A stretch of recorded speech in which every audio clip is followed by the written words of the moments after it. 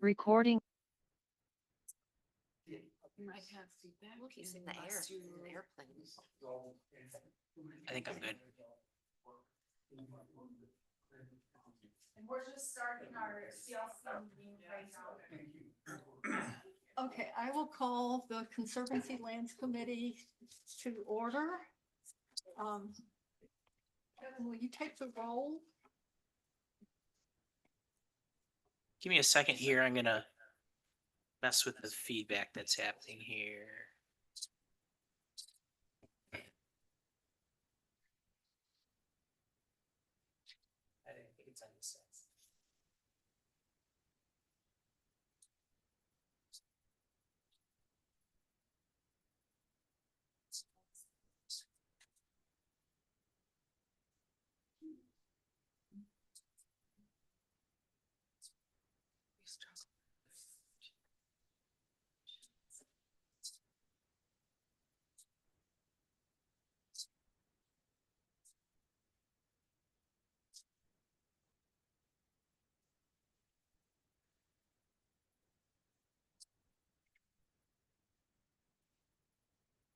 Okay, I think we're all set here.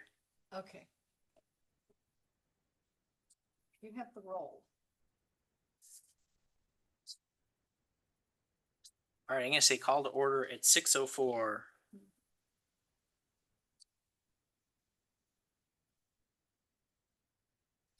And we have David Lorman present on Zoom.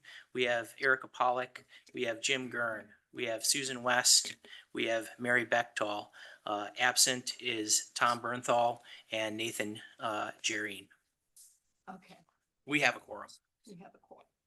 Okay, the first item is acceptance of the minutes. Are there any changes for the minutes? Not hearing any comments, then I will accept the minutes of the June 25th, 2025 meeting. And so that Evelyn doesn't have to sit through all these others things, we will move to item number 4, the draft 2025 Graber Pond Conservancy Master Plan. So Kevin, how do you want to? Yeah, do you need a motion to change the items around? Yes, I need a motion to move items 4 and 5 to the top of the agenda. Lorman will make that motion. Do we have a second? I'll second. Okay, all in Jim, thank favor you. of moving items 4 and 5 to the beginning of the meeting, please say aye. Aye. Aye. Opposed? Okay, motion passed. So first item is the Graber Pond Conservancy Master Plan.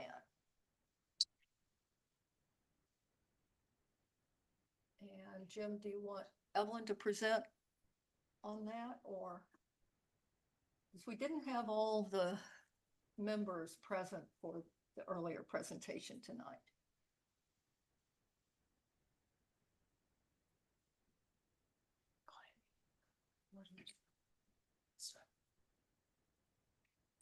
Oh, there we go. Okay. All right. So just background on this, in June of 2024, the Conservancy Lands Committee recommended to Finance and Personnel Common Council the approval of the agreement between City of Middleton and Adaptive Restoration for Graber Pond Conservancy Master Plan. Finance, Personnel, and Common Council approved that agreement in July. And so for this meeting, this committee got to see this plan, as Susan mentioned, very briefly at our July meeting, and has had a month to review this. Included in our packet is public comment that we received through public comment online form and the plan itself. So what we're looking for. Oh, and additionally, the comments from the Pedestrian Bicycle Transit Committee. So what we're looking for out of this meeting is discussion and perhaps a motion to bring forth to the August meeting a revised draft that we can recommend approval to common council in their September meetings. Okay, so if we don't have to approve it tonight to recommend to council for approval. I think with Water Resources not having seen this, it would be premature to send it to council at this point. Yeah, but we want to be sure it gets included in the budget for this next year. So that's where I'm asking. I could see us recommending it to council to be sure it's included in the budget. And if we needed to make changes or something after Water Resources sees it, we could do something. But I see it essential that it goes budget. Just a clarification, when you say include it in the budget, do you mean the recommendations put forth by this plan? Yes. Okay, so I think we can do the two together. So we'll be reviewing the capital and operational budget, and That those should be- things do take into consideration certainly the items that have been put forth by our 2025 Conservancy Lands Plan, which has been adopted by council, and then recommendations put forth in a general sense of this plan.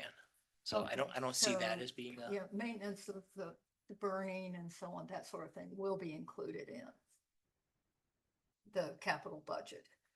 Yeah, and then if I may, I feel, or I just want to point out that the timeline, if you want this to come back to the August meeting for review and recommendation for CLC, you would still have time to bring that forward to common council during the budget discussion and budget season as our before council would make a final determination. So I think you'd still hit that. Yeah, this is yeah. something I very much want to see go forward. I know we would Yeah. presented it in the past, a couple of years ago, and it didn't get passed, so we need to. This was before you and Kevin got here.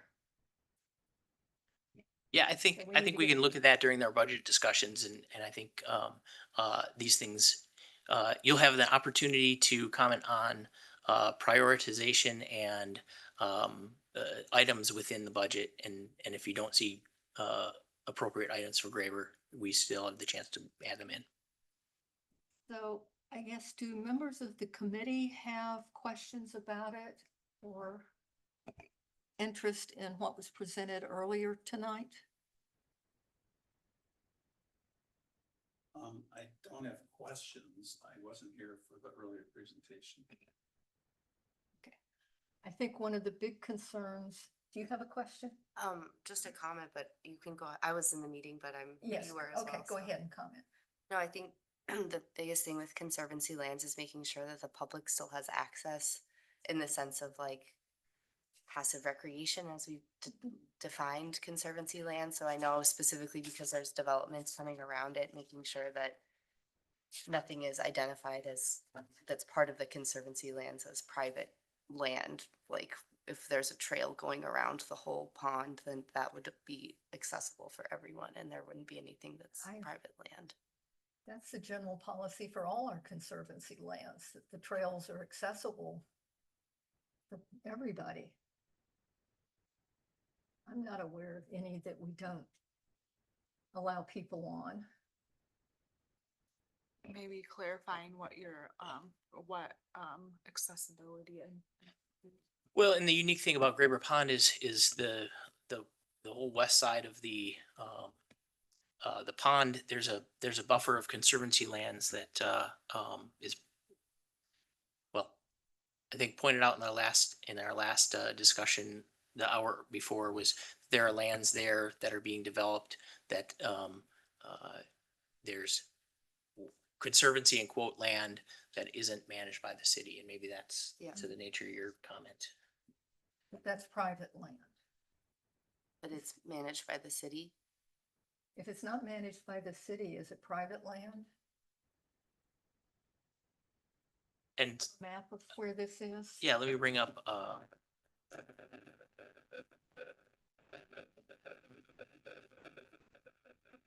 the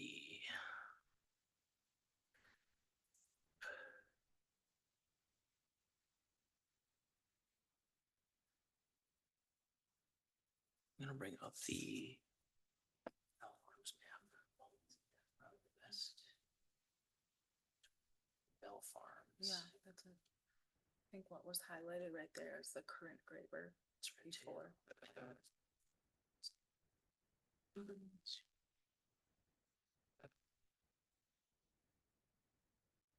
So, and I think, in this conceptual diagram of the Bell Farms development to the west of the pond, you see, paths indicated here that cross onto, private lands. So those would, that might be, Is the that point of your what you're discussion here. thinking of? Yeah, I guess I'm just confused, like where, I think that would have to be in, since it's private land, the city doesn't have control over it. yeah, I mean, if it's private, I'm not, That would be the Yeah. problem. I know in Middleton Hills, there's native prairie lands. There's at least 2 sections that are owned by the neighborhood association, Mhm. and the city doesn't do anything with them. I don't think the neighborhood association prevents anybody from walking in there. But that would be, since it's private land, we would at least need to talk to the city attorney about it. I'm not pushing forth for any additional discussions that aren't already taking place. I'm just wondering, like, kind of, yeah, the designation and how the part that's listed as Conservancy would be accessible for people. Or, Is there a way of Animals. putting a trail in lower down, closer to the pond on city land? But I think the, and Evelyn Williams is here from Adaptive Restoration and can help, speak to this, but, put forth as a recommendation is to include a trail or a path that would, circumnavigate, if you will, go around the pond. And, to make that happen, I think working with the developments, that are coming in, that are currently there, working with the businesses, if easements need to be secured. But that would be the vision for that, is to have a path that would go around Yeah. and Yeah, it sounds path like you're seems just reasonable. advocating for that. Is that yeah, correct? Yeah. I mean, So. I guess my personal experience would be to walk around Tiedemann's or Strickers and like kind of having like that full wraparound that makes it feel like it's that public experience versus like you're only allowed, even though it is a Conservancy land that is part of the city and I think that what it is passive. the city's not going to object to that, but it's just getting permission to be on private land and who maintains that private land too. Those are where the issues come. Okay. So it's certainly something we could look into going forward.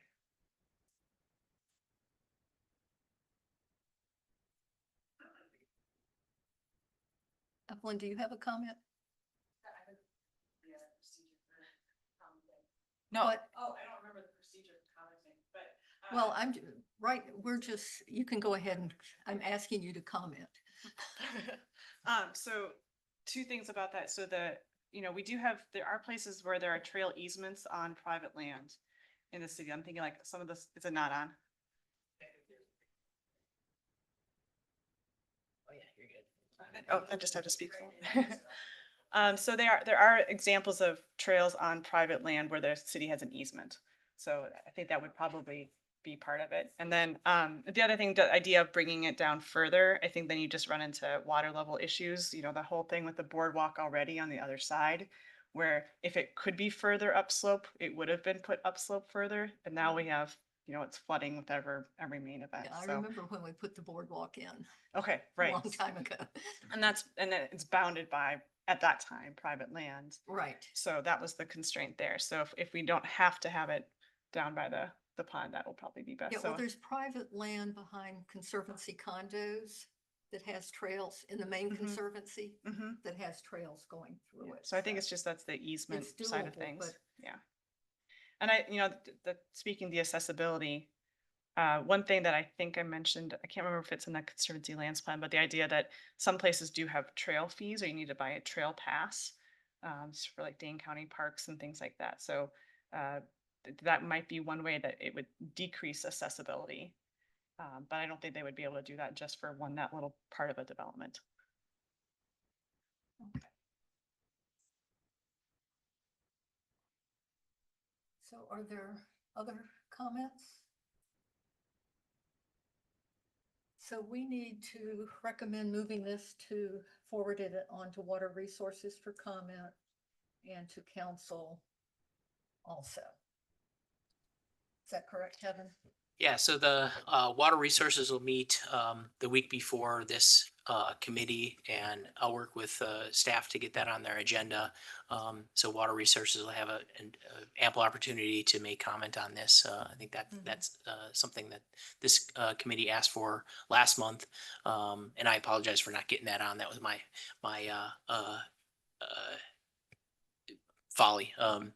So having that to Water Resources will include any additional comments that came out of the discussion that preceded this meeting, and then I'll open up the comment form on our city website, Conservancy Lands page, for an appropriate amount of time to gather additional comments. And then I think we can look at this at our August meeting, and at that point I think we can be at a spot where we can recommend to council.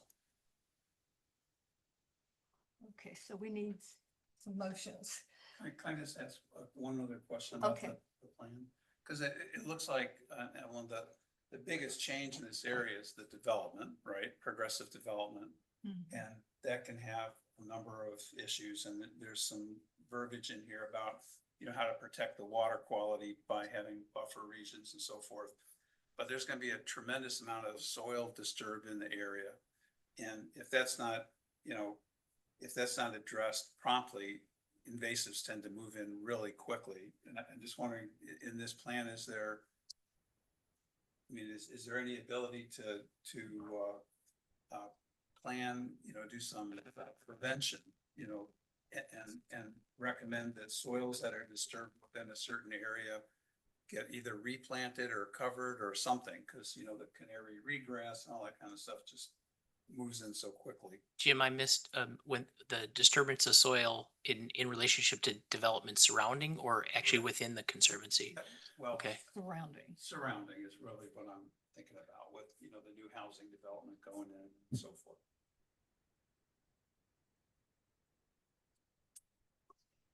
So we do talk a little bit briefly about that. Reduce soil disturbance and erosion, and that native plants are used in any revegetation projects. And that, of course, that if you have native plants going in, that you have the budgets then to support that. But I can highlight that specifically.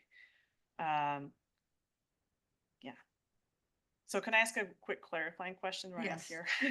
Go ahead. So with the Conservancy Lands Plan, we had another meeting with CLC going through all the comments from Water Resources, all the other committees, and we said, yes, no, we're going to accept these changes, or these changes are not going to be included in the final draft. So that would be happening in the August meeting, going through all of the recommendations by committees For the main master conservancy plan, for the Graber Pond plan. for the Graber Pond plan. That's- Yeah, I that's think my we'd want to question. bring forth with the comments that we have from staff, from this committee, from public comment form, and bring a revised draft that we can send to council at our August meeting. That would be how I would see that.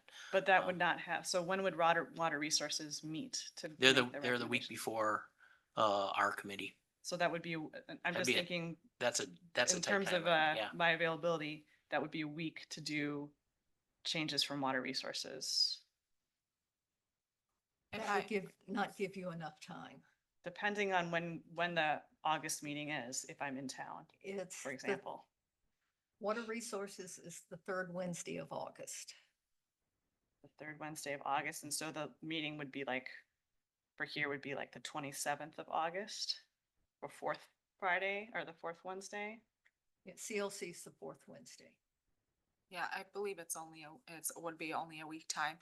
Here's just a suggestion is, tonight, just providing, we don't need a motion on the table. It's already been recommended to Water Resources, Committee, providing any, feedback to Kevin as far as, what you guys would like to see considered, in a draft, or changed in a draft form. And then, staff can provide a memo to encompass all of, at the August meeting for CLC, to encompass all the comments from public, and,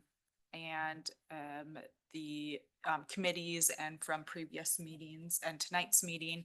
And here's all of the feedback. And basically at the August meeting, you can make a checklist of what you'd like to see, presented to Common Council.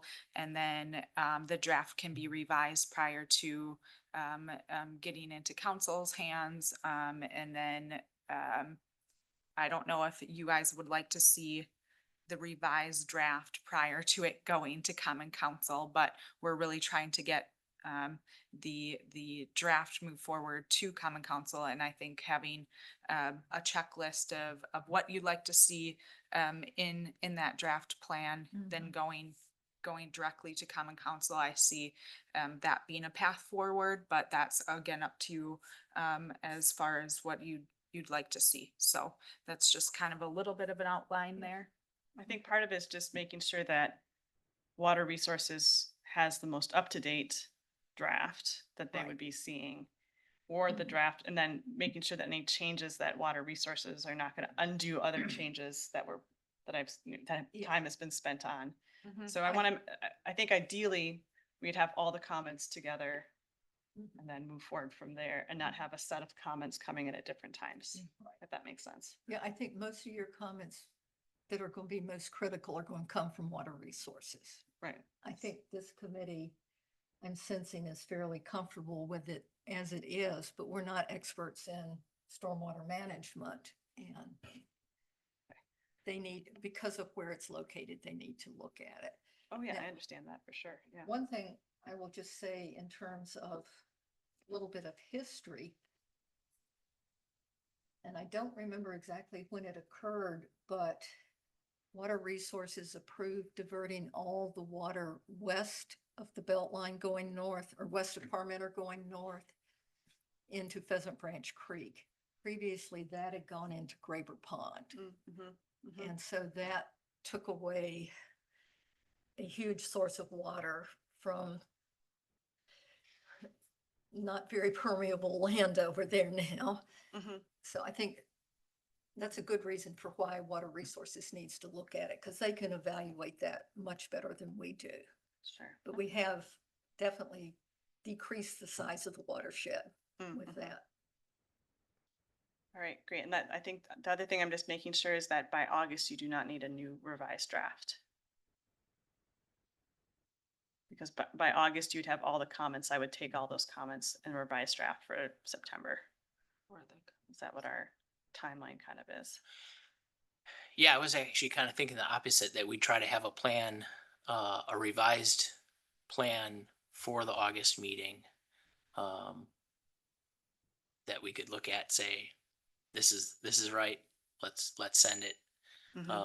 With the comments from the Water Resource Committee. Right, that puts a wrench in there. So, if it takes a month longer to get the plan right, then that's what we need to do.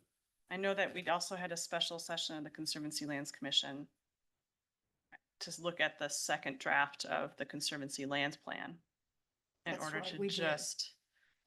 just go through the comments that had been made to get it to Common Council. So I don't know if that'd be another option for this. I know that's more meetings. Yeah.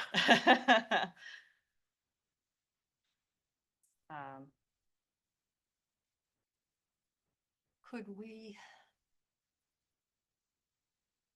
I think it's going to be hard for you with Water Resources and then us meeting a week later to do the revisions.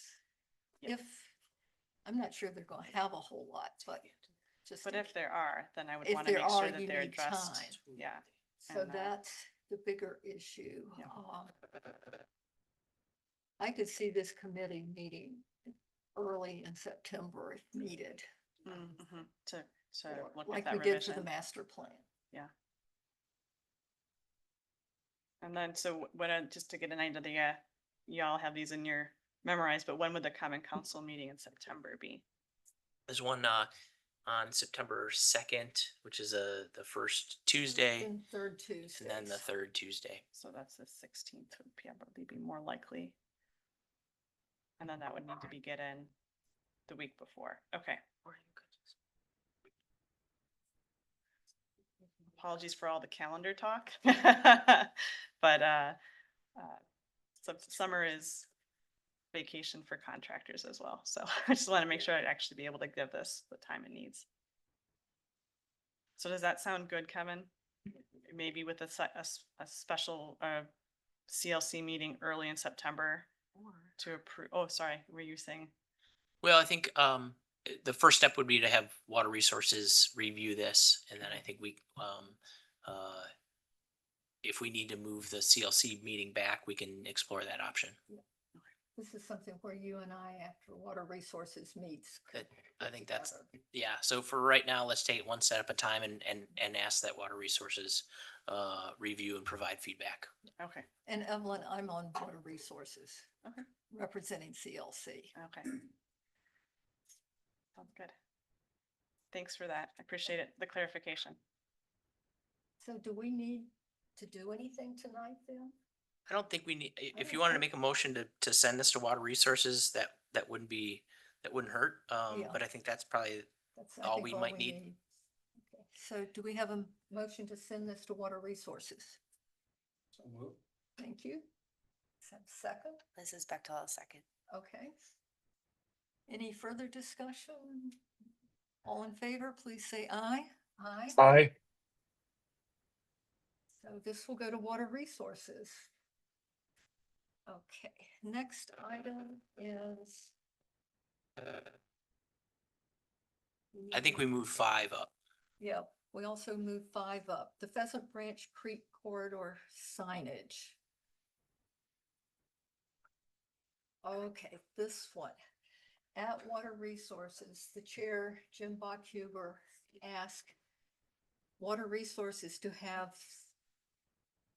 approve signage in the creek corridor to let people know that the water is not necessarily safe for swimming in terms of bacterial and parasitic pathogens. They did not take any action, and it was moved to ask us to look into it.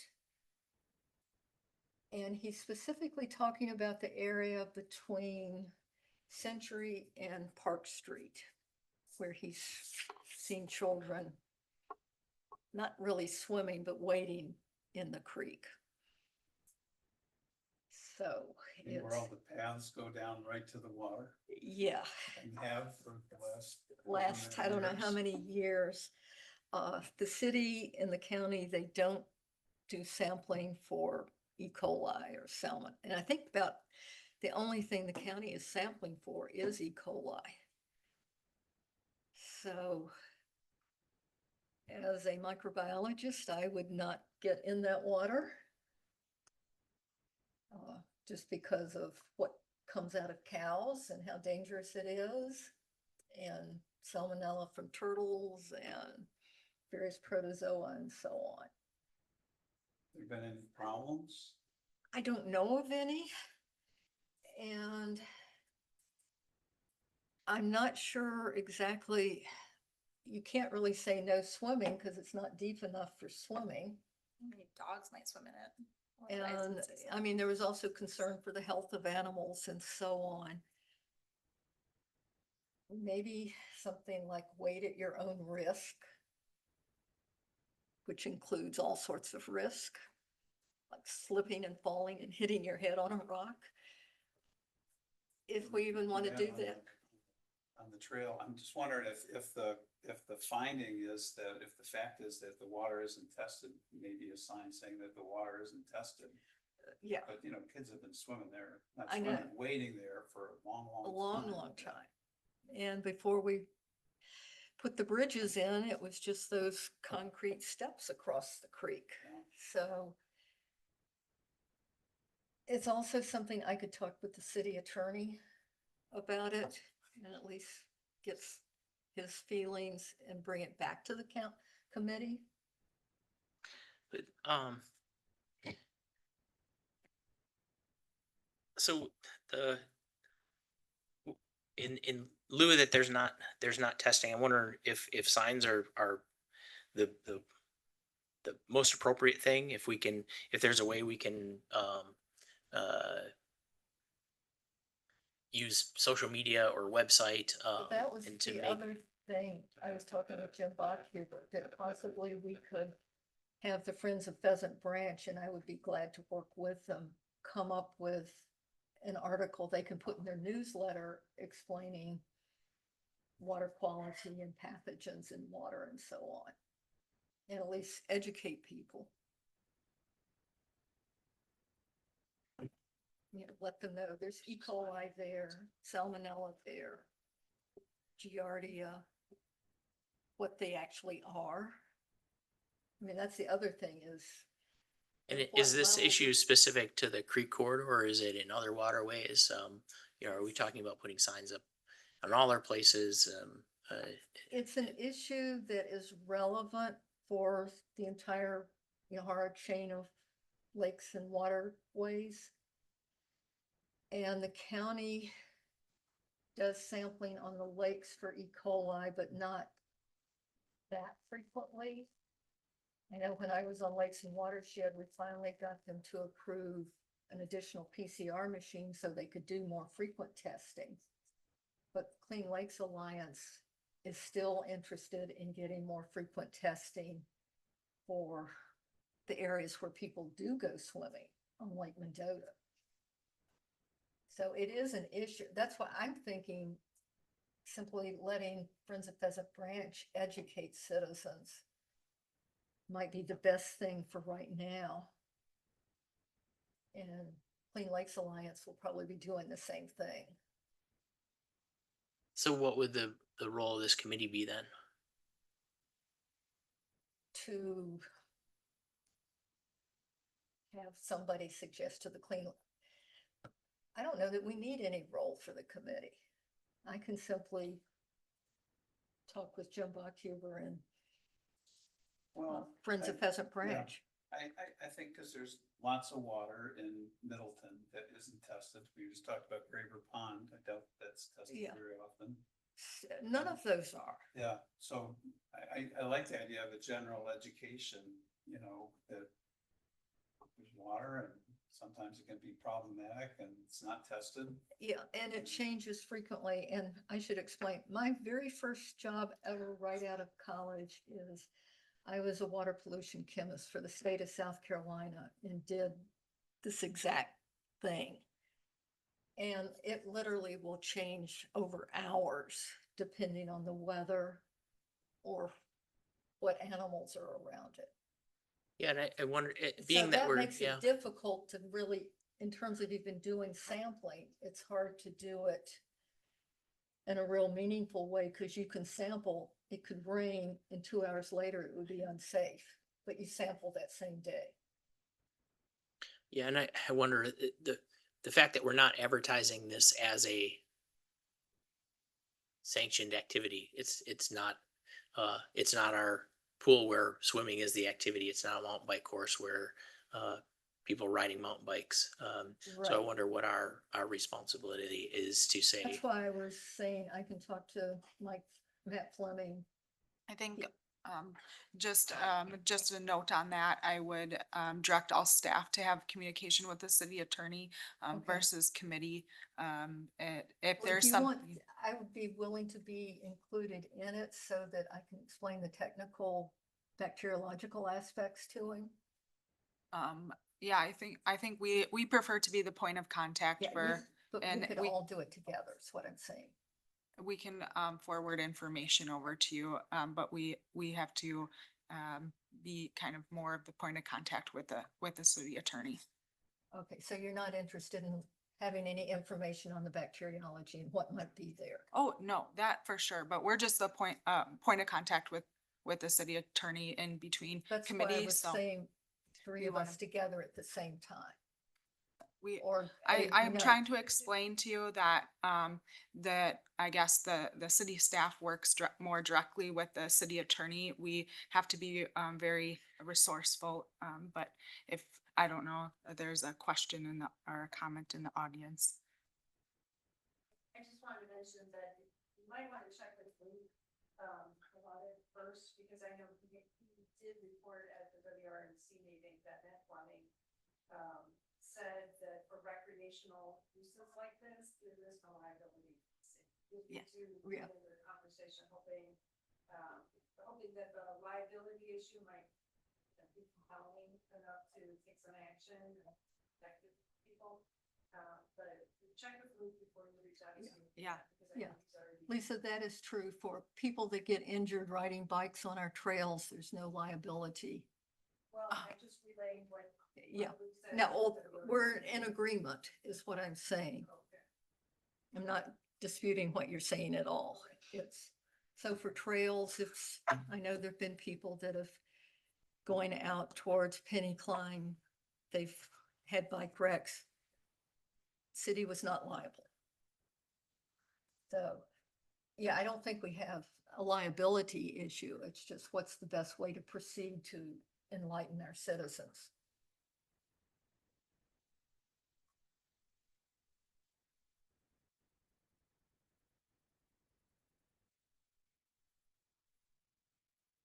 Okay, so I think it would just be, we would be in, you guys would be in contact with Matt. I can explain the microbiology risks and dangers, so everybody's clear. Yeah, and I'm just wondering if the line of question is whether we should have some kind of campaign to let people know that they shouldn't be swimming, or if it's to educate Well, this is what about I the think, conditions of the water. it's a tough one. And it's relevant for, I mean, I could also contact Dane County Land and Water Resources Chair and ask her, because she's got the same issue on any of the beaches or so on. But beaches are The beaches- advertised as swimming places. Right, in but the other essence. areas right next to them and so on. Mhm. And still, they're not sampling frequently enough. Yeah, I don't know the answer, and I don't know what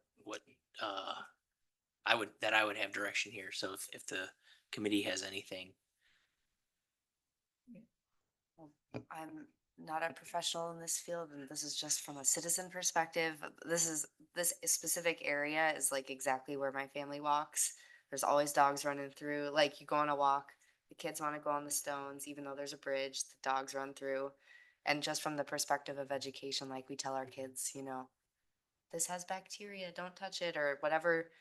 If there's like a pamphlet, I'm not pushing for a pamphlet, but I'm just thinking, like, if you're walking in, oh, look, here's the thing, here's a giant cartoon, Mhm. you know, and you could just grab it on your way in. And then it's just like, I think if we're worried specifically about maybe like kids and animals that might not listen in the same way that an adult would not maybe on their own go into the pond, Yeah. saying like, hey, this is a thing, look, don't go in there. It's that is more of a physical reminder of like, oh, this is a rule, like, let's follow the rule. And that could be something, I don't know if you could just tack that onto the pheasant like branch signs. When you walk in, you can just grab it, and then people have it walking through. You can use it as an educational like tool with your kid and show them. I'm not a microbiologist or city staff. I don't know if that's possible, But but from the educational kind of campaign perspective of like, let's but knowing give, if there is an issue with the water quality, you'd want to know about it. you'd want to know Yeah. about it, and you'd want to be able to describe it without having to like know exactly what's in the water. Like, I don't know, I Well, couldn't point what these unfortunately, are, I but think most natural waters nowadays are not all that safe for, or there's a risk of being able to swim in them.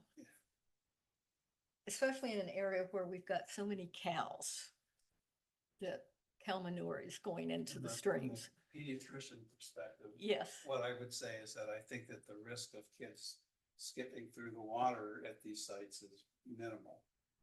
You know, negligent, probably good for. I think, swimming and drinking the water is another story, Yeah, but right. I just think we don't wanna go overboard here. We don't wanna instill a fear of nature in people. We want Mhm. people to use these areas. And again, those paths, we got 3 sets of paths that go right through the water. And, it's summertime, Yeah. So, and kids have been there for years and years and years. Mhm. I'm not aware of any health problem associated with that. I agree, it would be a great swimming area. But I just wonder if we're fixing a non-problem. Yeah, that could be, this is what Jim brought forward. Yeah. That you definitely don't want to drink the water. And like I say, I know a tad too much about what's in cows and the cow manure that goes into our watershed. E. coli 0157, you know about it. No. That's a nasty one and it doesn't take very many, but we don't know how many are getting in there. I mean, one thing we could do is just randomly go out and take a sample and send it off to the county and let them test it. I mean, you already pointed out that wouldn't be a very good strategy unless you did constant Multiple testing and ones, whatnot. And, yeah. I think we're thinking about the waters in Middleton in general. Yeah. And so I think some common sense education would be okay, I guess, but I think that, you just have to be careful about the message. We want people to use these Right. areas. That's where letting the friends come up with something and they could put it in terms of the lakes and the waters in Middleton. Because there's also the dilution factor kind of thing. It doesn't, is this like a priority? Like, I guess in terms of all the things that we're looking at, does this feel like it's, No, but it was referred to as. okay, so we're just. So I can simply say that the committee discussed it and took no action. Yeah, that's a way to do it. I can ask the friends if they want, because Jim's on the board for the friends, if they want to do some education. And let them do what they want. I think that works. Oh, wonderful, thank you. Okay. So we will take no action. That's what I'm sensing.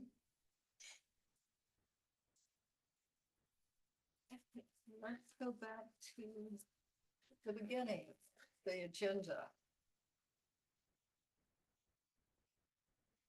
Okay.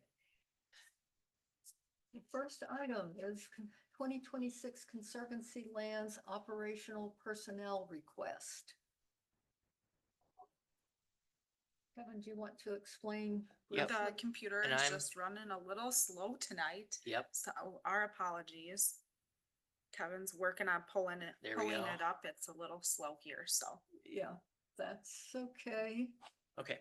I'm finding it on my iPad because it's a so- little bigger print. Yeah, on your screens is a 2026 personnel change request. So background on this one is the Park and Recreation Department is requesting the addition of 1 full-time Conservancy Lands technician as recommended in the 2025 Conservancy Lands Plan, which reads, add a full-time Conservancy Lands dedicated staff with knowledge in land stewardship, native plant management, ecology, wildlife management, environmental education, and or volunteer coordination. And for those of you keeping track, this is recommendation HP or high priority 05. And a reminder that the high priority recommendations are ones that respond to public feedback, allow for immediate implementation, and or lay the groundwork for additional recommendations. So what we're looking for from the committee is a recommendation to Finance and Personnel Committee and Common Council approval of the 2026 Conservancy Lands operational personnel request. And I can take questions or discussion on Do that. we have a motion? Respect all motion. Oh, yeah. Yeah, I'll second. Okay, so we have a motion and a second. Any further discussion? It's really well justified. I think it's fantastic and I hope we can convince council. I know council is short in terms of operating funds. But if they want to maintain their conservancies, we need the staff. Yeah, I think there's no question that this is needed. It's in our plan as a strong recommendation, and um, we're going to ask for it, and the council and the committee Conservancy can lands are yeah. highly loved in this city, so I would encourage any of you to come speak to council to convince them of that. 'Cause they Right. do I had a have motion tough by job. Bechtel and a second by Gern, right? Yes, Okay, thank you. okay. Any further discussion? All in favor, please say aye. Aye. Aye. Opposed? Carries unanimously. Next item is the Conservancy Lands operational budget. So Kevin, All right, it's coming here. It's gonna. You'll see It's too big. You'll see the screen just change in joking. just a second. Personnel request. There it is. Okay. Oops. Okay, background on this one. So on your screen there is the 2026 Conservancy Lands operational budget decision items. So the center column is the change over the 2025 budget, the budget or the category highlighted in yellow. So Park and Rec Department is requesting an increase in the operational budget as recommended in the 2025 Conservancy Lands Plan. This one reads request operational budgets that keep pace with inflation and any added conservancy management areas. Increased acreage should result in at least a proportional increase in the budget.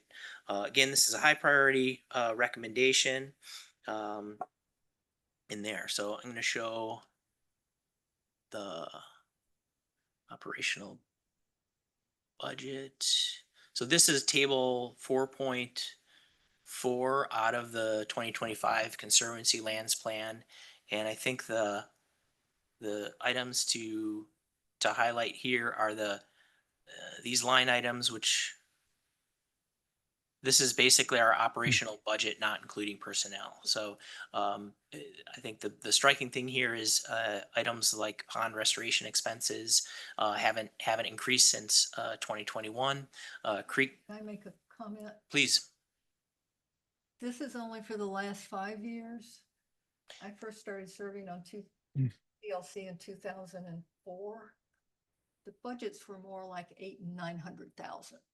Yeah, the information I have is probably going back certainly 5 years in this plan and another 5 in the 2018 plan, and you're seeing similar things. The items aren't increasing. So You know, I understand why council has the problems in terms of the levy limits, but it's certainly, again, something we need to strongly advocate for. Something that is as loved as much as the conservancies. yeah, so to get to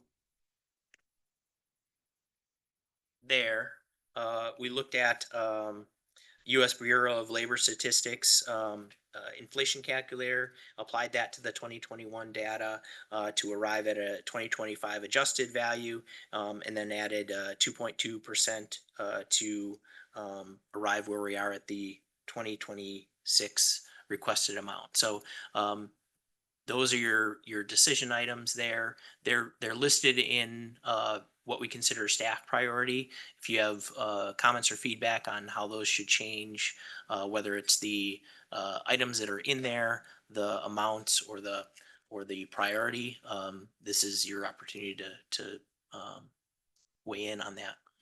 I have a question in terms of invasive species control, are there any state regulations that mandate that we have to do this, or are we fined? Evelyn can, No, there are species that are, restricted and non-restricted. Yep, yep. There are species that are like restricted or non-restricted, and that depends on if they're already in the state and sort of hard to control, or if they're not in the state and aren't going to be a problem. But that usually deals mainly with the sale of those Okay. species. And then if we were enrolled in any like federal programs, and they would have maybe mandates for example, controlling wild parsnip or sweet clover. But, I just There's- don't want yeah. council to cut this. right, fair enough. It's, again, in terms of maintaining our conservancies, we don't need these plants in there. Can I just ask, looking at the budgets over time, 2025 really took a dip. And is there any explanation for that? Yeah, and that's in the footnote, and I'm gonna try to read this. So if you see that first item, the salaries full-time, and Kylie, you can probably speak to this better than anyone, is just a change in how the salaries of staff were allocated. Yeah. So I think some of that was taken on by the park and recreation department budget. Okay. But that's why I want to call your attention to those line items: pond restoration expenses, creek maintenance, trail maintenance, invasive species control, and other operating expenses. With the exception of other operating expenses, most of these have maintained their same level for at least the last 5 years, and I think we could probably show perhaps longer. Thank you. Thank you.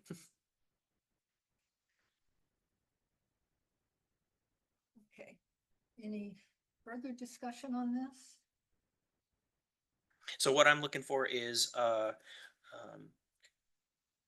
recommendation to Finance and Personnel Committee and the Common Council approval of the 2026 Conservancy Lands operational budget. So it would be approving basically that highlighted column as an addition to the 2025 budget. Right. Do we have a motion? Jim? So moved. Good. Second? Okay. Eric goes at you. Awesome, thank you. Okay, any further discussion? No. All in favor, please say aye. Aye. Opposed? Okay, motion carried.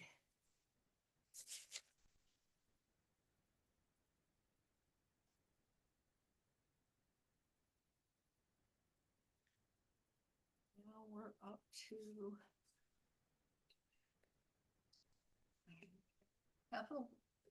Was that the capital budget?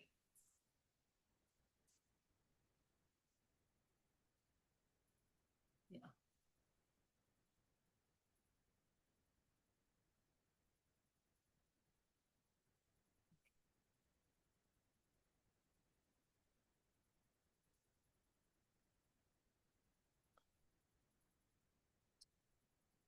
All right, there we go.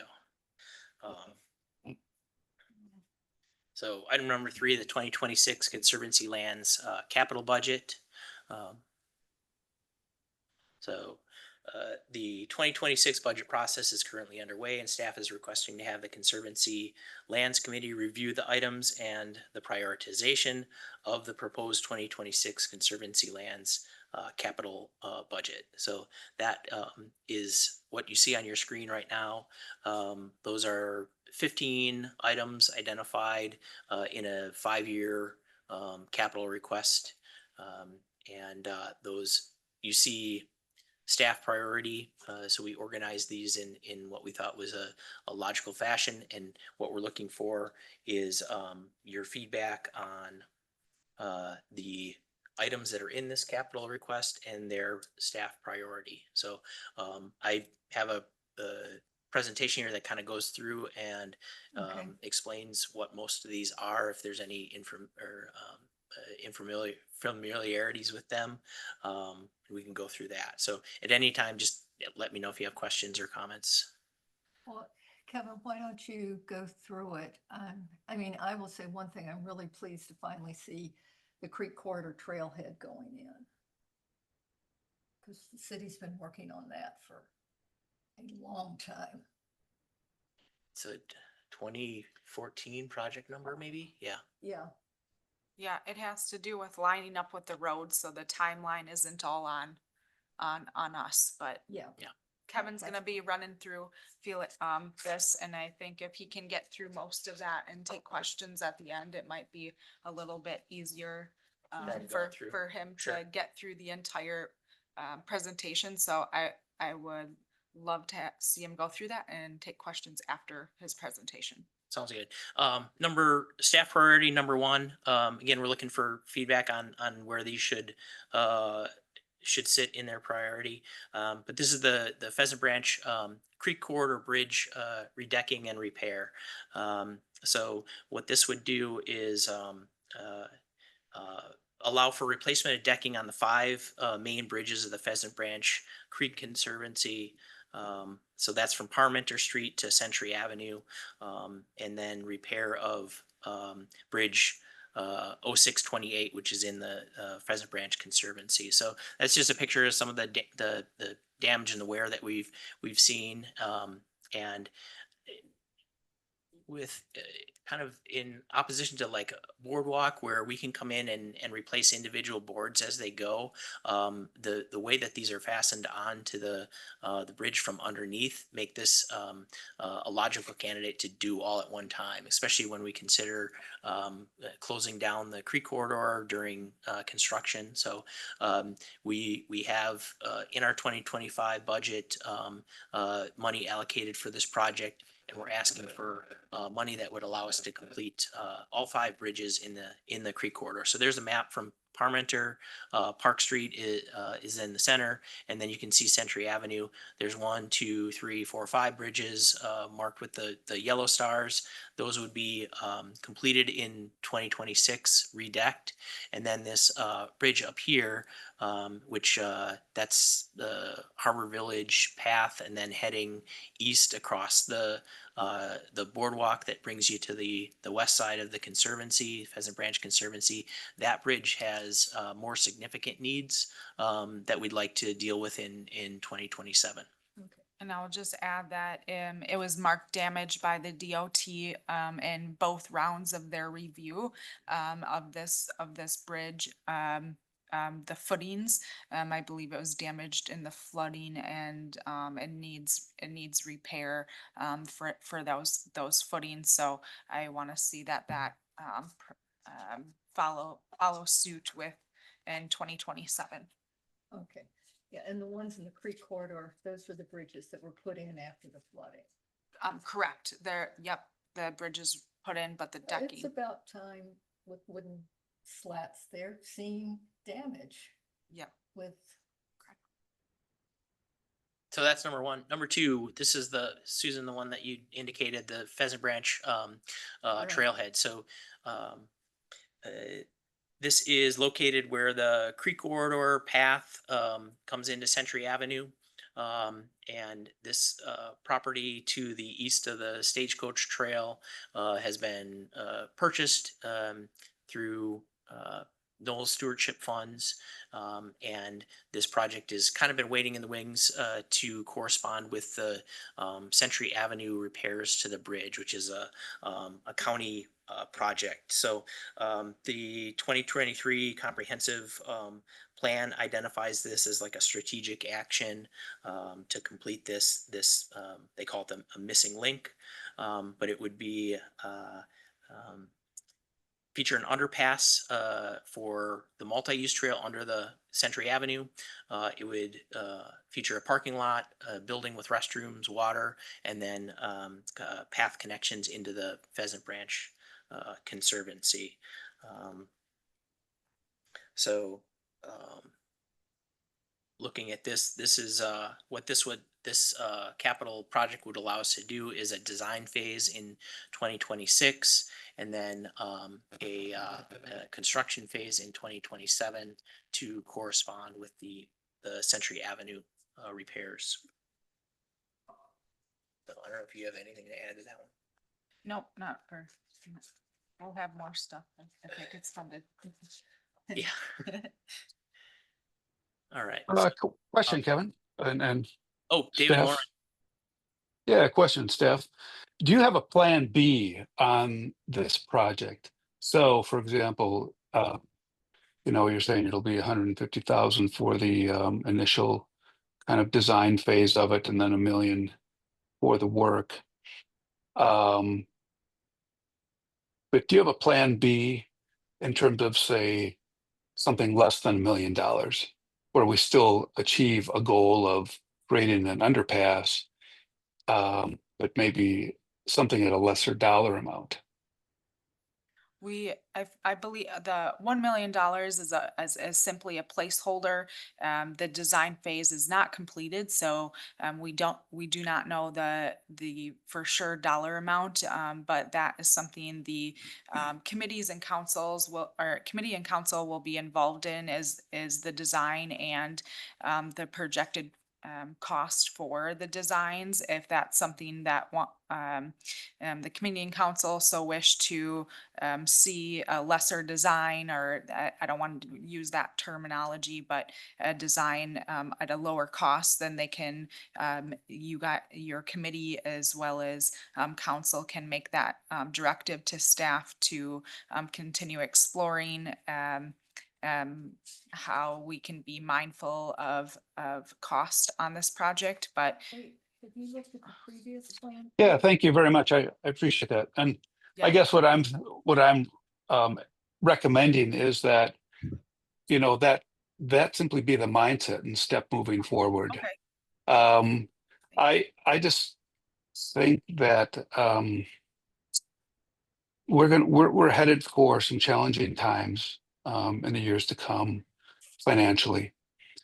And I am looking, so if you want to just know where I stand, sitting on the finance personnel and as a counselor, I've got kind of two halves of our brain going on here. And one half simply says there's wants and there's needs. And so as a counselor and a finance person, I just want to know what the needs are. And I want backup plans. I want plan A, plan B, plan C. So in other words, to say, we know that we need this done, but I want to know what our options are to do it the way we wish we could have it done, or the way it needs to be done.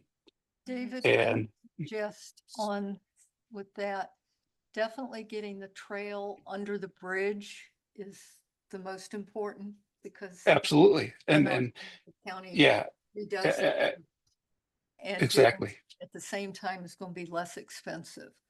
right, exactly. So But the other thing I'd like to say, in terms of the plans, I have seen plans for that in the past, 5 or 6 years ago. Yeah, and I was Mhm. going to say that I don't have a good background on the deliberations that happened, but I know that this concept plan went through quite a bit of scrutiny, went through revisions, and arrived at this for some specific reasons at the time. Yeah, I've But seen Mhm. plans of parking lot, restrooms, picnic tables under a shelter, the trail like you've got. So somewhere. Yep, and Be that's great. 5, 6 years ago, we didn't Fine. know where we Yep. would be now and where we're going to be in the future financially, and that's perfectly fine. But what I'm saying is, um, it government moves slowly, and things change rapidly. That's out of our control, and I I would rather see things get done than not get done on a need basis versus a wish basis. yeah, I can appreciate that. And I think at this stage we can change the take a recommendation from the committee to prioritize this differently if that's the, kind of the feeling of the committee. But as this is a design that was chosen and, um, put forth in comprehensive and strategic city plans is something that's, desired. I don't know that I would ask to change the item itself. Mhm. Yeah, and I'm not saying not to do the project. I'm not saying that this shouldn't be done in coordination with all the work that has to be done on Century Avenue and the bridge replacement. I'm saying it absolutely has to be done, but we have to be prepared to think about doing it perhaps in ways that um, were not possible. So, and I think we're going to have to think about that with a lot of our things.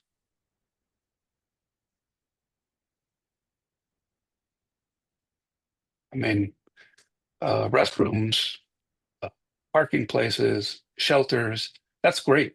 But the goal is we want a path that gets underneath the road so pedestrians and bicyclists can move about safely. And so that we have a connection system that keeps our trails connected and moving along efficiently. Um, and so we have to ask ourselves, what's the goal here? And that is infrastructure. Thank you for that feedback, David. That helps us as we navigate the project and what to be mindful of, for sure. Yeah, exactly. That's all I'm just saying, just put it in the back of your mind. I think we're going to see more of that kind of language coming out of um, Common Council when projects come up. It's not that we want to say no, it can't be done. What we want to say is we understand it must be done, but maybe we have to simply do things differently. Do we have data on how many people use that trail every day? Not reliable data. Because that could be helpful too in convincing council. Yeah, I can assure you, convincing council is not a problem. Convincing me is not a problem. Um, I'm just looking at all the needs and wants of the city. And want to see that we try to get as much done as possible. And maybe we can, but we have to just simply be willing to adjust things. Excellent. Well, let's proceed to going. the next items here, and then as we look at them all together as a whole, we can look at prioritization.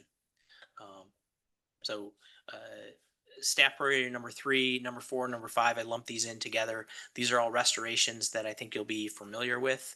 They're all restorations that we have funding for in 2025.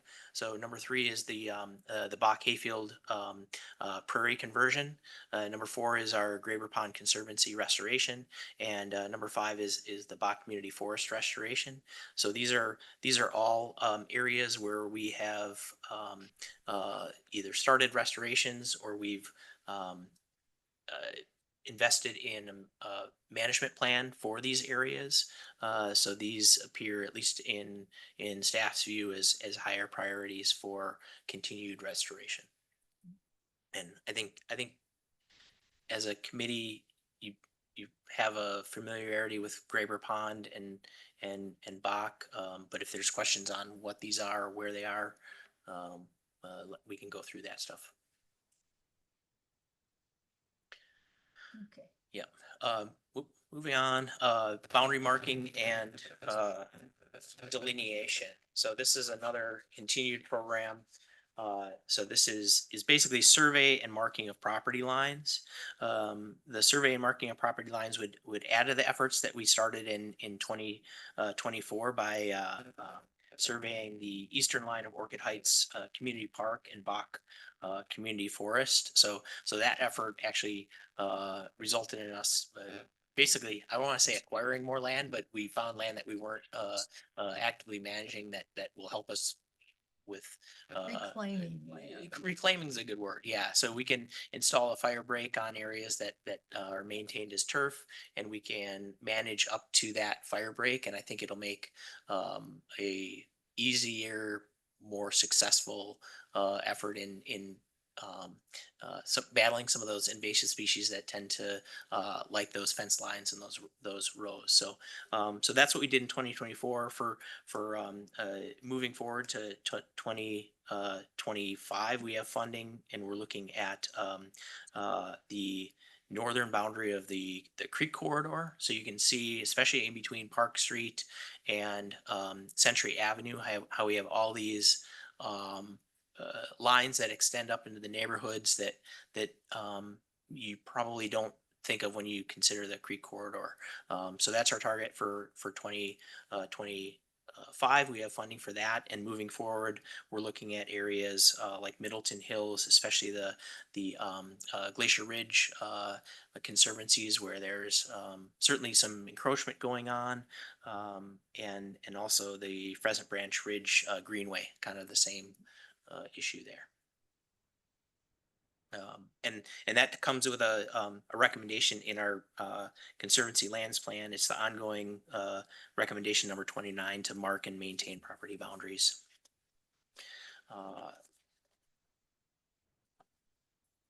Staff priority number 7 on the list is ecological assessment and vegetation management plan. So similar to what we're doing right now with the process with Graver Pond and Bach Community Forest, we've identified in 2025 to look at the Confluence Pond, the North Fork, and the South Fork conservancies, and then moving forward to continue that process of adding management plans. As the again, another recommendation of the Conservancy lands plan is each conservancy should have a dedicated management or master plan. So getting more specific to it, I mentioned 2025, we're looking at North Fork, South Fork, and Confluence Pond. But 2026 would be the combination of Jacobson Conservancy and Lakeview East. Those received a high priority. All these identified received what we'd say is a high priority for having a management plan. Generally, they don't have a management plan, or they have one that's old enough to be considered expired. So I organized these Lakeview Jacobson first. Basically, it has the highest rating in our prioritization rate rankings. 2027 would be Hidden Oaks Conservancy on the west side of town. 2028 would be the Metropolitan Refuse District, MRD Conservancy, where you find the Middleton Dog Park, Purple Cow Compost.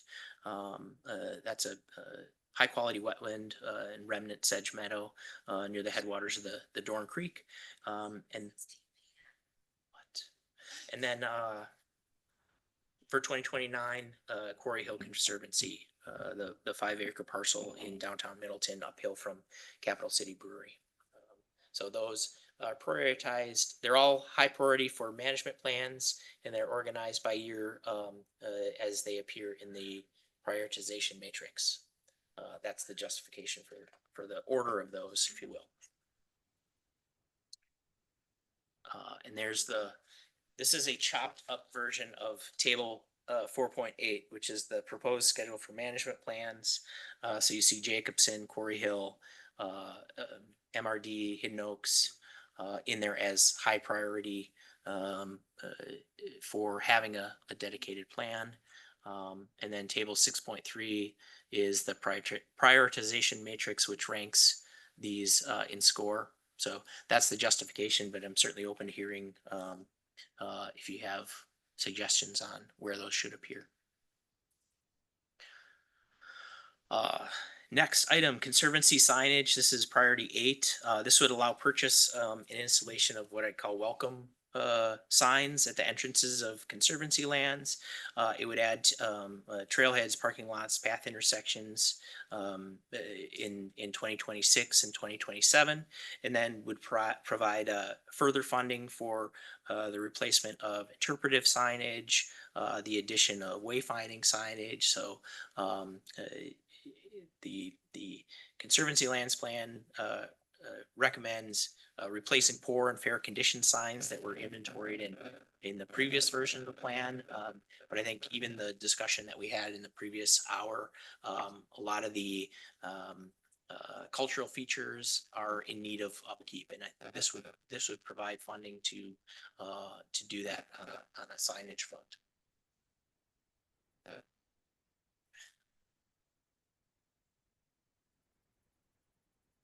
Number 9 is deer abatement and control.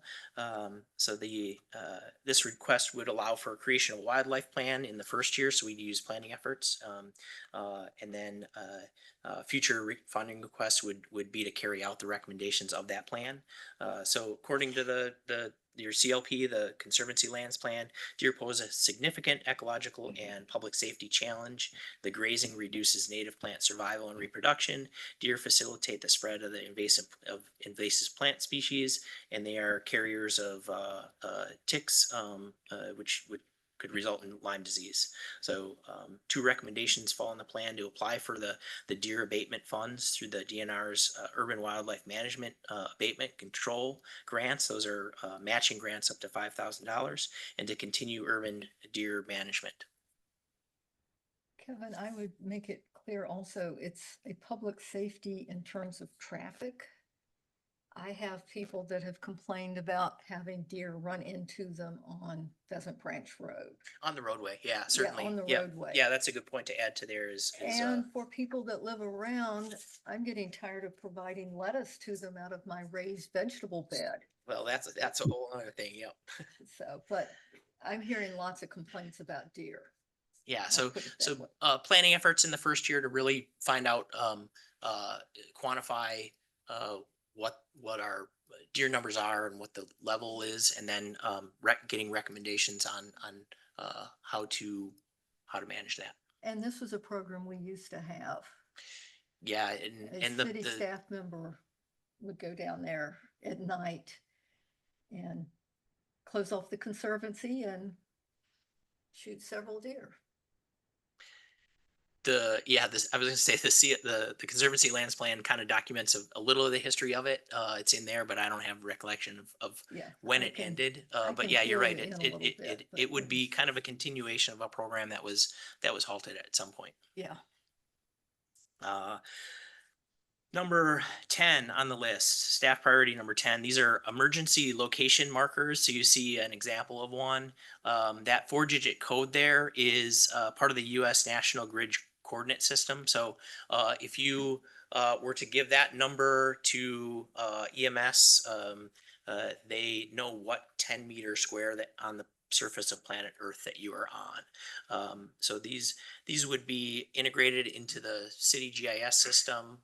The dispatch, police, EMS would have access to this information, can add information that they need to access a site, and go from there. So this would kind of dovetail on surrounding communities. So this is a standard in Dane County on the paths. If you've been to some of the Dane County multi-use paths, you'll see these programs. And this comes again as a recommendation from the Conservancy Lands Plan. What's that? Oh, I just have one thing to add. to this one. Update the 911 markers to the National Grid system. So next slide there. So basically these are the markers that you'll see on a path or trail in the Conservancy. They're kind of coded. I think E is probably the east side of Pheasant Branch, and these don't at current time correspond to anything on the city GIS. So it'd be conversion of these markers to the ELM markers. Kylie, you were going to say something. The priority here is working with the EMS department. They were advocating strongly for the blue emergency location markers because if they ever if we ever call in or somebody calls in 911, other dispatches don't actually have our data for our own system. This 911 marker system is just centralized to the city of Middleton. So the blue signage system that Kevin did show is any dispatch air and any EMS located in Dane County or nationally can respond. Not that we'd have a national response, hopefully, but No, but it's a standardized system. Is Yeah, I think so- probably the issue there. So we Yeah. don't have funding in 2025 for this, but as part of a parks project at the Middleton Bike Park, we're gonna add these in to trail intersections. So that'll be the start of the trial of the program, and then moving into the future, our idea would be to replace these 911 markers with the ELM markers. And then getting down priorities 11 through 15, these are restorations that would correspond to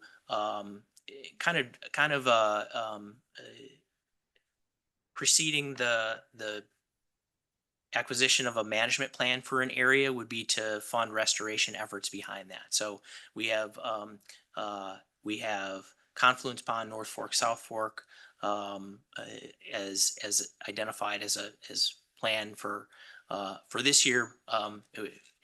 Looking at the time it takes to approve a plan, putting the funding in the 2027 year for restoration efforts in that, and then just moving down the line, we asked for a Lakeview Jacobson plan in 2027, and then to have corresponding restoration efforts in it for 2028. Hidden Oaks plan in 28, restoration efforts starting in 29. And then you see the creek corridor restoration. The numbers in 2025 and 26 correspond to donations from Friends of Pheasant Branch. So right now we're working on restoration efforts in the creek corridor through a donation that was accepted by this committee, and then we'd like to continue those efforts into the future. So those are prioritizations 11 through 15, and I'll go all the way back to the main table so you can see that as a whole. And then if you have questions, suggestions, please. I'm worried that bridge reducting is, can we wait till 2026? Like, is it a hazard? There's like holes. You're saying, can we do it sooner? Yeah. We don't. It is something that, like, right now, if you walk down and you run through the, yeah, you know what we're talking about. There's cones, it's taped off. So the damage that there is significant. That picture that I showed you is probably a good example of, it's not to the point where we yeah, I think at some point we'll want to do some kind of temporary repair if we don't have funding for it, so that somebody doesn't get a foot trapped in there, that sort of thing. Right now we're not there, but it's close. I mean, you've seen it, right? Yeah, I walk across it yeah, sometimes. for sure. So Oh, and that's why this appears as a high priority. If that funding is allocated, that's a project that we would want to do sooner rather than later. And we did request funds for this last year and it was removed from our request. So we had funds and it was an item that didn't get funded, and we can see that it should have, we should have done it already, but the funds that are allocated in 2025, I just want to make sure everybody understands this, is that to mobilize and to have a contractor come out and do one bridge at a time, it's gonna cost a lot higher than completing all 5 bridges. It's also with communication and all the resources that it would take from our team to do one bridge at a time, or close down the creek corridor and reopen. So we really felt like it was necessary to get all the funding to complete all 5 bridges, although 2 of them are in a lot higher need. So we've already got specs together and, everything is ready to get bid out, as soon as funding is allocated for this to get, work done, um, during our low season, so something that we can tackle before even early spring. So I kind of try to earmark it with the contractor that we get this done immediately. So Yeah, Yeah. Kylie, this it definitely belongs as top priority. I would suggest that during the budgets, having been on finance committee for a lot of years, some of us should come in and speak to council during public comments and explain, this is a basic public safety issue. That, yes, maybe we might not be liable, but we certainly don't want people tripping and breaking legs and so on. I wouldn't say that we wouldn't be liable if we know about. Yeah, if we So know about it's- it, that might it's be a different issue. Liability does depend on situation to Yeah. situation, so. But it's something council should put at the very top in terms of public safety. Same as keeping roads safe. They get that, but this is equally important. Yeah, Kevin and Kylie, I just wanted to ask about, when in this process you get, an opportunity, I mean, there's public input during the planning process. Is that the right time then to partner with neighborhood organizations? Cause I'm guessing that most of these, restoration projects, there probably are neighbors that care and would like to help and that sort of thing. So it is. To advocate, is that, Well, both advocate and get input, but also if there are neighborhood organizations that would like to help with these projects. Sure. I think maybe in two stages, like if you've got a group that's excited about seeing a certain conservancy have a dedicated management plan put forth for it, and if you have a community that's interested in seeing restoration efforts in an area, certainly during the city budget process of advocating for those as a priority would be helpful. And then if we're fortunate enough to see funding allocated for those, that's when we're gonna go through a public involvement process during the planning phases and letting people know about that, encouraging people to speak up for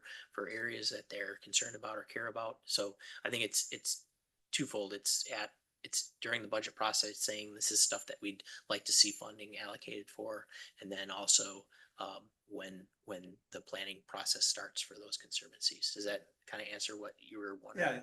Yeah, in terms of timing, and then is there a mechanism for neighborhood organizations to help? Yeah, and I think that's probably similar to what we saw with Graver, where we've got some kind of interest in members of the surrounding community, interest in them volunteering for events, forming a friends group. So I think that kind of activity is something that really helps a particular conservancy as it is trying to get the planning process started, and then when it comes to getting the on the ground restoration efforts. So And the Like during Quarry the- Hill people are very interested in doing restoration. yeah, and the Quarry Hill shows up here, I think in 2030 as a plan for having a management plan for that, and then corresponding restoration efforts would go after that. But I know they're interested in getting rid of the buckthorn and so on now. Yeah.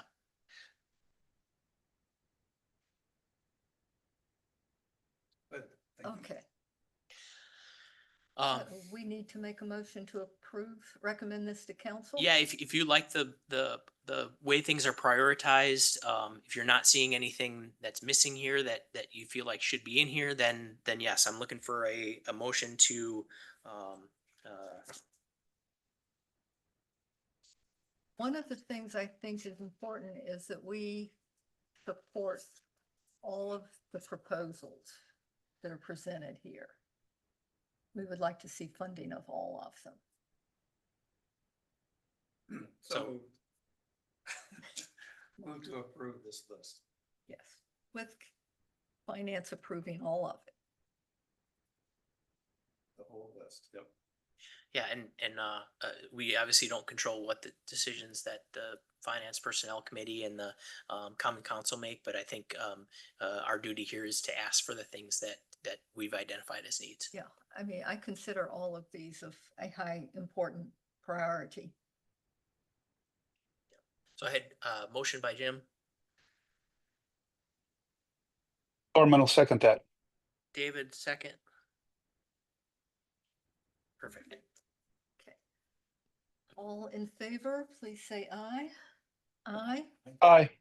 Opposed, no one. So the motion carried.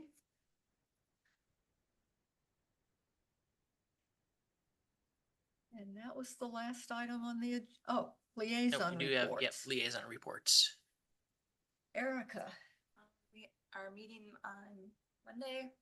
We talked about the tennis courts that are the updates on that we need to fix the soil. So there's bidding out for that, for the Lakeview tennis courts. And Penny Klein soccer fields. Yeah, so they designed an ADA all the way around, like fixing it so people can walk around, and fencing so people don't drive onto the soccer fields. And also the firefighters baseball fields, ADA Okay. added for those. and Water Resources met last week. We had one item, actually, a couple of items that are really quite relevant to CLC. One is amendment to the contract for the Graber outfall control. And this is, I think, of importance mainly because this area flooded in 2018 and was the one part of the city that actually had water in houses. So it was brought up tonight at the meeting that it was a clogged culvert, but keeping water flowing through that area in natural areas and maintain or constructed areas is important. We also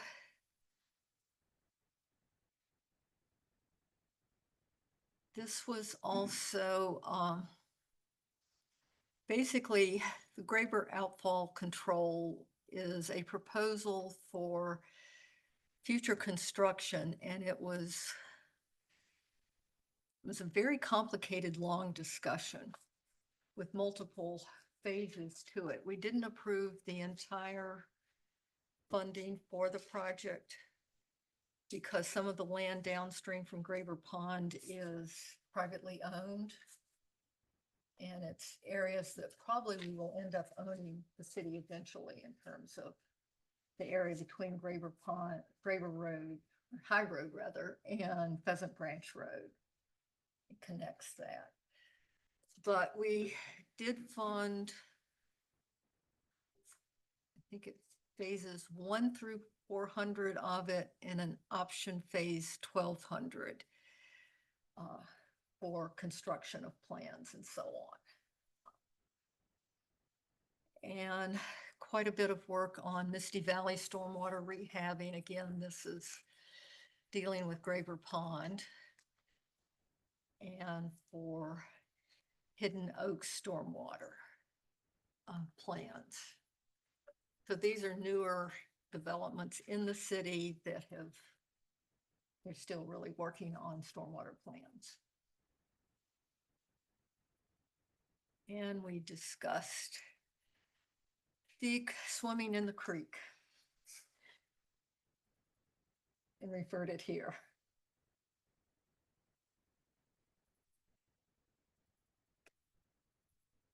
There will be, we had a discussion of got too many pheasants in names, Pheasant Crossing Development. This is a development by, it's actually Viridian that's doing it. It's on both sides of High Road. just south of Misty Valley. And it's in the process of being developed. I haven't been able, because the roads over there are blocked off all the time, to go see how far along they are. I think they are grading now. Is that correct, Kevin? There's certainly earthwork But- happening there, yeah. So it will be a new development. Which is another reason why this whole grading pond issue is. We'll be adding a lot of new residents, and that will be a nice conservancy area.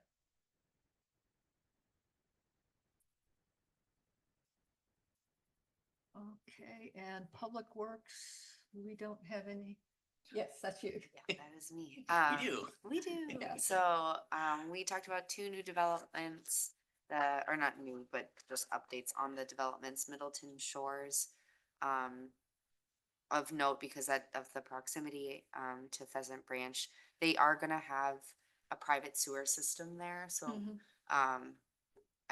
we asked Luke about it and he just said, sometimes the city, depending on what the situation is, it works better when the developer can maintain the sewer system. And in this situation, because of the grading, the lift station, and the gravity of how the sewer system all worked, the developer is gonna maintain that. But that was just interesting and also just good to know that there are both private and public sewers, and I don't necessarily know if everyone knows that.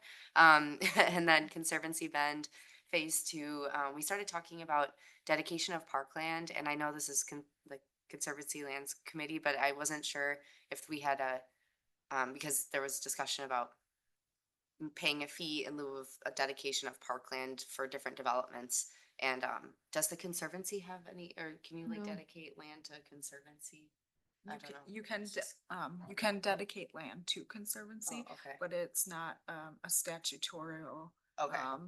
requirement. And so parkland dedication and fee in lieu of is a statutorial requirement. So it's built into our policies in the city. But not to say that eventually something could come out of Conservancy land dedication or that, so. yeah. An It's just a example of general that question. is Middleton Hills. Okay. We've got dedicated parkland by statute. Mm. And then there's also areas that are conservancy land that was dedicated to the city. Okay. And then the neighborhood association now owns 2 prairie areas that they maintain within the neighborhood. Cool. Great. No, it's just good to know. Everyone was kind of discussing it and we're like, this is just an interesting concept that when Yeah. you're learning about it, good to Mhm. know. But that's it. Yeah, that Okay. Conservancy Bend shares the northern property line with the creek corridor. Yep, Yep. exactly. So it's like, right, it's a multifamily unit that's getting built right there. Okay, so nothing else on the agenda, so. I just want to commend Kevin for his work on preparing both the Bach and the Graber plan for your review, and then also preparing a really, really well thought out budget from personnel to operational to capital that is inclusive to our Conservancy lands plan that he also helped roll out. So I think with all this planning effort and support from your committee, it's very commendable on his part to put this all together for budget season. So Yeah. thank you, Kevin. Thanks. Yes, I'm thank you. tired. It's not an easy job. He needs that. Okay. Yes, okay, then, I concur with Kylie. Or- Thank you, Kylie. Oh, David had comment. what? Did David No, have a comment? Thank you, Kylie, for saying that, and all the work that went into putting this together. Okay. Now we are adjourned. All right. Thank you, everyone. Thank you. Good night. Good night, David. Good night, David.